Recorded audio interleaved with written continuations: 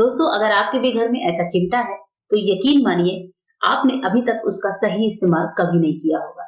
इसी तरह की ढेर सारी टिप्स एंड ट्रिक्स हैं, जो आज की वीडियो में आपको दिखने वाली हैं। बहुत ही कमाल की टिप्स एंड ट्रिक्स हैं, पूरी वीडियो ज़रूर देखिएगा। तो चलिए शुरू करूँगी अपनी आज की सबसे पहली किचन टिप।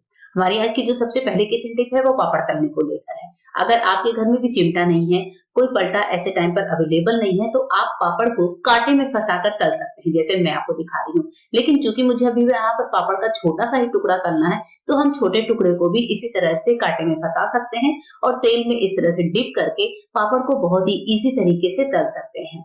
इसमें ना ही चिमटे का झंझट है और ना ही पलटे का झंझट है। बस फोक में फंसाइए और पापड़ को तल लीजिए। अब जब हमने पापड़ को तल लिया दोस्तों, तो फिर क्या हुआ कि पापड़ में तेल बहुत ज्यादा हो जाता है। तो जब पापड़ में तेल ज्यादा हो, तो इसको इस तरीके से किसी कटोरे में, गहरे बर्तन में खड़ा करके रख दीजिए। जैसे ही हम इसको खड़ा करके रखेंगे, तो आप देखेंगे कि जो पापड़ है उसमें से तेल जो है इजीली नीचे गिर जाता है कटोरे में, और पापड़ बिल्कुल सूखा सूखा सा रहता है।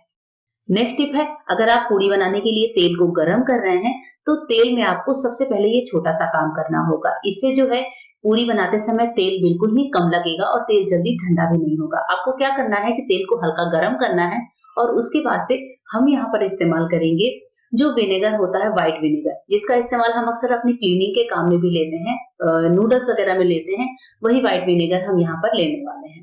विनेगर कर लेने के बाद बहुत थोड़ा सा, आप ये कह लीजिए कि 1 या 2 ड्रॉप ही आपको गरम तेल में डाल देना है। शुरू में तेल बहुत तेज से छटकेगा, तो थोड़ा बचा कर करिएगा, लेकिन इसके बाद आप देखेंगे कि ढेर सारी पूड़ियां बहुत ही कम तेल में आप तल लेते हैं। पूड़ियों में किसी भी तरह का ऑयलीपन या फिर जो चिपचिपापन होता है, वो बिल्कुल भी नहीं दिखता है। नेक्स्ट टिप है लोहे के बर्तन को साफ करने को लेकर। कई बार लोहे की कढ़ाइयां इस तरह से चिपचिपी हो जाती हैं, बहुत ज्यादा ग्रीसी दिखती हैं। इनको इजी तरीके से कैसे क्लीन करें, इसके लिए सबसे पहले आपको लेना है नमक और कढ़ाई में डाल देना है। उसके बाद से हाफ नींबू ले लीजिए। हाफ नींबू के जूस को आप नमक के ऊपर निचोड़ दीजिए, और उसके बाद से इसी नींबू के छिलके से हमें अपनी पूरी कढ़ाई को अच्छे से रब करना है। नींबू का जो रस होता है, वो चूंकि खट्टा होता है, तो लोहे के ऊपर जाते ही बहुत अच्छा सा रिएक्शन करता है। थोड़ा सा ही रगड़ते अगर आप इसको 2 मिनट के लिए छोड़ दीजिए। 2 मिनट के बाद आप इसको गैस पर रखिए, फ्लेम को सिम रखिए, और सिम फ्लेम पर ही जब आप नींबू के छिलके को रगड़ेंगे, तो आप देखेंगे कि जो कढ़ाई की एक लेयर है काली काली सी, वो निकलकर कढ़ाई में उतरने लगी है, यानी कि फटाफट से साफ होने लगी है। जो लोहा है उसकी शाइनिंग धीरे धीरे निकल कर आने लगती है। ज्यादा देर नहीं गरम करेंगे, बस कढ़ाई हल्का सा गरम हो जाए। उसके बाद से वापस से कढ़ाई से मतलब कढ़ाई को हम गैस पर से उतार लेंगे या फिर गैस को बंद कर देंगे। बहुत ज्यादा गरम नहीं करना है। तो यहाँ पर हमारी कढ़ाई गरम हो चुकी है। इसको हम नीचे उतार कर फिर और अच्छे से क्लीन करते हैं। नींबू के छिलकों को बिल्कुल भी मत फेंकिएगा। नींबू के छिलके से ही हम अपनी आगे की क्लीनिंग करने वाले हैं। अब नींबू के छिलके से आपको कढ़ाई को और रगड़ना है। मैंने छिलके को उल्टा कर लिया है, जिससे इसकी क्लीनिंग आसान हो जाए। आप देख रहे हैं अंदर की जो चिकनाई है वो पूरी तरह से निकल चुकी है। साइड में जो चिकनाई बची है, उसके लिए मैंने यहाँ पर हल्का सा विम ले लिया है, और इसके साथ आप चाहें तो जो स्टील का जूना होता है वो भी ले सकते हैं। अभी मैं ये काम नींबू से ही कर रही हूँ, लेकिन चूंकि साइड की चिकनाई काफी ज्यादा है, तो मैंने भी यहाँ पर इन नींबू से रगड़ने के बाद स्टील का जूना का इस्तेमाल किया था, और फिर जो साइड की गंदगी है उसको अच्छे से क्लीन कर दिया था। जो साइड की जो ग्रीसीनेस होती है, वो कई बार पूरी वगैरह बनाते हैं कढ़ाई में, उसकी वजह से ज्यादा हो जाती है। लेकिन बीच वाला पार्ट आप देख रहे हैं कि बिल्कुल लोहे का कलर ही चेंज हो गया है, और हमारी जो कढ़ाई है बहुत ही अच्छे से साफ हो गई है। स्टील के जूने से भी साइड वाले पार्ट को अच्छे से रब कर देते हैं, तो कढ़ाई बिल्कुल नई सी हो जाती है। आप जितना ही मेहनत इस कढ़ाई पर करेंगे, उतने ही बढ़िया से आपको रिजल्ट मिलेंगे। देखिए हमारी कढ़ाई कितनी बढ़िया साफ हो चुकी है, बिल्कुल क्लीन हो चुकी है। अब कढ़ाई को ऐसे ही बिल्कुल मत रखिएगा। जब आपने कढ़ाई को क्लीन कर ही लिया है, तो किसी साफ कपड़े से कढ़ाई का पानी पहले अच्छे से पोंछ लीजिए। इसका इंतजार मत करिए कि कढ़ाई का पानी खुद से सूखे, इसे कपड़े से पोंछना बहुत जरूरी है। उसके बाद से हाथों में हल्का सा ऑयल लीजिए, और ऑयल को पूरी कढ़ाई पर अच्छे से रब कर दीजिए। अंदर ऑयलिंग करने से फायदा ये होता है कि अगर आप इसे उठाकर 2 महीनों के लिए भी रख दें, तो कढ़ाई में जंग नहीं लगता और कढ़ाई बिल्कुल नई सी बनी रहती है। आइए देखते हैं आज की नेक्स्ट यूजफुल टिप कौन सी है। नेक्स्ट टिप है बॉटल को क्लीन करने को लेकर। कई बार बॉटल के अंदर से बहुत ज्यादा स्मेल आती है, स्पेशली हमारी जो स्टील के बॉटल होते हैं हॉट वाले, उनमें से।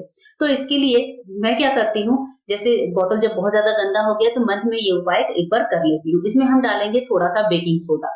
तो इस बोतल में बेकिंग सोडा डालने के बाद मैंने गरम करके रखा हुआ है पानी, और पानी जो है वो हम थोड़ा सा डालेंगे। पूरे बोतल में भरने की जरूरत नहीं है, सिर्फ हाफ गिलास या थोड़ा सा ज्यादा पानी डाल दीजिए। और उसके बाद से बोतल का ढक्कन लगाकर हम यहाँ पर सोडे और पानी को अच्छे से मिला लेते हैं। इसके बाद से आपको पानी को इसको यहाँ पर छोड़ देना है कम से कम 30 मिनट के लिए। 30 मिनट सोडे और पानी के मिक्सचर को छोड़ देते हैं, पानी भी तब तक थोड़ा सा ठंडा ही हो जाता है। उसके बाद से 30 मिनट के बाद हम बोतल को खोलेंगे और जो अंदर का पानी है उसको गिरा देते हैं और सिर्फ एक नॉर्मल पानी से बोतल को वॉश कर लेते हैं। अब जब हमने बोतल को वॉश किया है तो अगर इसके बाद भी हल्की सी स्मेल रह जाती है तो आप एक काम करिए, उसके बाद से ले लीजिए न्यूज़पेपर। न्यूज़पेपर को आप लंबे में रोल करिए जिससे ये बोतल के अंदर फंसे नहीं। इस तरह से लंबे में जब हम रोल करते हैं तो न्यूज़पेपर को बाद में निकालना आसान हो जाता है। अब मैं क्या करूंगी, इसको रोल करने के बाद बोतल के अंदर डाल दूंगी, ढक्कन लगा दूंगी। 1 से 2 घंटे हम वापस इसको छोड़ देते हैं और 2 घंटे बाद हम क्या करेंगे, बोतल को खोलकर जो न्यूज़पेपर है उसको हम निकाल लेंगे। न्यूज़पेपर इसीलिए मैंने ऐसे डाला था जिससे इसको निकालना आसान हो, वरना अंदर न्यूज़पेपर फंस जाएगी तो बोतल खराब हो जाएगा। बस इस न्यूज़पेपर को खींचकर निकाल लेंगे और बोतल यूज के लिए तैयार हो चुकी है। आप चाहें तो इसको एक नॉर्मल पानी से वॉश करके रख दीजिए, बोतल बिल्कुल ही स्मेल फ्री हो चुकी है। नेक्स्ट टिप है ताले को लेकर। कई बार हमारे पास पुराने ताले होते हैं। अब जब ये पुराने ताले हों तो इनको फेंकने की गलती बिल्कुल भी मत करिए, क्योंकि ये जो ताले हैं कई बार मल्टीपर्पज तरीके से हमारे काम आते हैं। ये ताला मेरा भी जैसे खराब हो चुका है तो मैं कभी-कभी किचन में जैसे मैं काम करती हूँ और मच्छर ज्यादा लगते हैं तो मच्छर वाली जो अगरबत्ती होती है उसको मैं इस तरीके से ताले की छेद में फंसाकर और साइड में रख देती हूँ। तो इस तरह से ये देखने में भी बुरे नहीं लगते और कई बार मच्छरबत्ती का जो स्टैंड है वो एक ही होता है जिसे हमने कभी दूसरे कमरे में जलाया हुआ होता है, या फिर नॉर्मल जो अगरबत्ती होती है उसको भी जलाकर आप इसमें ढक करके और फिर कहीं पर भी रख सकते हैं। तो इस तरह से ये मल्टीपर्पज काम में आ जाता है। नेक्स्ट टिप में मैंने यहाँ पर गैस को ऑन किया है, अभी मैंने फ्लेम को सिम रखा है और हमारा जो चिमटा है रोटी बनाने वाला उसको हम गर्म करेंगे। तो यहाँ पर चिमटे को हमें अच्छे से गर्म करना है, जैसे मैं आपको दिखा रही हूँ। पहले मैंने फ्लेम को सिम किया था और उसके बाद से मैंने हल्का सा फ्लेम तेज कर दिया जिससे चिमटा अच्छे से गर्म हो जाए। अब इसके बाद क्या होता है कि हमारे पास इस तरह के पैकेट होते हैं जो कई बार हम सील नहीं कर पाते, स्पेशली पापड़ के पैकेट। तो पापड़ के पैकेट को अगर आपको सील करना हो तो आप चिमटे को गर्म करके बहुत अच्छे से सील कर सकते हैं, क्योंकि पापड़ के पैकेट में इतना ही स्पेस होता है कि पॉलिथीन में जब हम चिमटा लगाते हैं तो इतना ही ये चिपकता है। या इस तरह से कोई भी पैकेट हो जिसको आप चिमटे को गर्म करके सील कर सकते हैं। आप रबड़ लगाइए, क्लिप लगाइए, उससे अच्छा उपाय है कि इस तरह से पैकेट को सील कर दीजिए। चीजें खराब भी नहीं होती हैं और चिमटे की मदद से हम अपने बहुत सारे पैसों की सेविंग भी कर सकते हैं, चीजों को खराब होने से बचा सकते हैं। एक और छोटी सी टिप देख लेते हैं दोस्तों चलते चलते।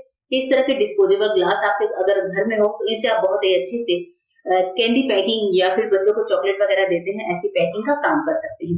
वीडियो में दिखाए गए तरीके से आपको ग्लास को छोटे छोटे ऊपर कट लगा देने हैं। तो कुल यहाँ पर आपको 4 कट लगाने हैं, 2 मैंने पहले लगाए, 2 मैं अभी बाद में लगा रही हूँ। आई होप आपको समझ में आ गया होगा। इस तरह से हमने जब 4 कट लगा लिए, अब उसके बाद से एक पार्ट में आपको हल्की सी कट लगानी है, बस ये ऊपर वाला जो बॉर्डर है वो हल्का सा अलग हो जाए। तो इस तरीके से हम कुल 2 कट लगा लेते हैं। तो बीच वाले पार्ट, दोनों पार्ट को इस तरह से टक करने के बाद अंदर आपको कैंडी चॉकलेट वगैरह डाल देनी है। कोई ज्वेलरी गिफ्ट करना चाहते हैं वो डाल दीजिए और उसके बाद से इस तरीके से दोनों पार्ट को लेकर आपको सील कर देना है, या फिर आप यहाँ पर हल्की सी टेपिंग भी कर सकते हैं।